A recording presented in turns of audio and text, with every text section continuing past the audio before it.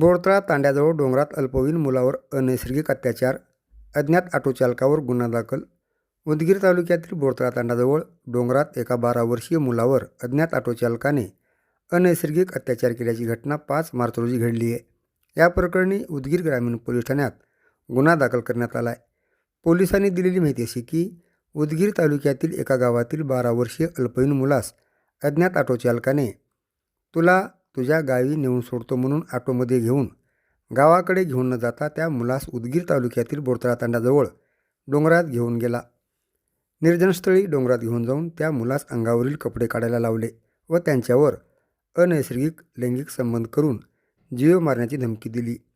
पीडित मुलांच्या वडिलांनी दिलेल्या तक्रारीवरून उदगीर ग्रामीण पोलीस ठाण्यात अनोळखी ऑटोचालकांच्या विरोधात गुन्हा नंबर 108/26 कलम 96, 351(3) भारतीय न्याय संहिता व सहकलम 41, 42, 8(12) पोक्सो कायद्याअंतर्गत गुन्हा दाखल करण्यात आला आहे.